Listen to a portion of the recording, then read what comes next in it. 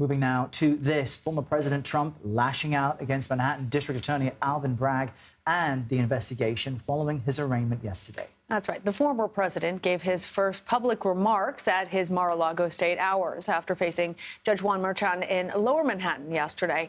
Trump was charged with 34 felony counts of falsifying business records on Tuesday. The charges stem from a series of hush money payments paid to adult film actor Stormy Daniels.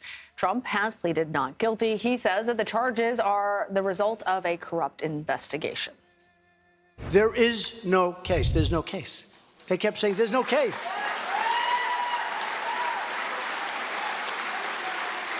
Virtually everyone.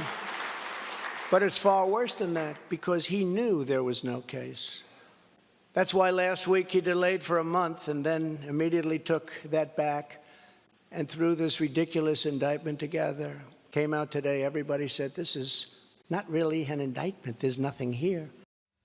CBS News investigative reporter Graham Cates joins us now in Studio 57. You were in the courtroom yesterday as much of this was unfolding. President Trump delivered a speech last night that even some of his supporters felt was relatively underwhelming as far as the defense and the case he's trying to make. The judge has not implemented a gag order, but how are the president's statements likely to impact how the case unfolds? You know, it's interesting that the judge didn't put in that gag order, but he weighed in on it. He said it's something that he doesn't like to do for defendants, in particular in this unusual instance where the defendant is a candidate for the president of the United States. But he left open the possibility that he could revisit it, right? He said, you know, this is not a closed issue here. So I'm not sure if that's what led to his kind of muted behavior last night with this. But at the very least, we know that this is something that they're open to. And there's also this discussion of what's called a protective order for other material in the case. The defense team and the prosecutors are working out how they're going to handle evidence and discovery that's turned over from the DA to the Trump's team. And they're talking about some kind of unusual things where Trump can't discuss any of the evidence he sees, or he can't take copies out of the office where he views the evidence. He can't hand over evidence to any third parties. They were very specific, including the press. These are the kind of things that they're talking about adding as restrictions already on this case. So it's obvious that everyone is kind of watching his words, watching his behavior around this. And then we're going to see moving forward how they behave, how the judge and the prosecutors behave based on that.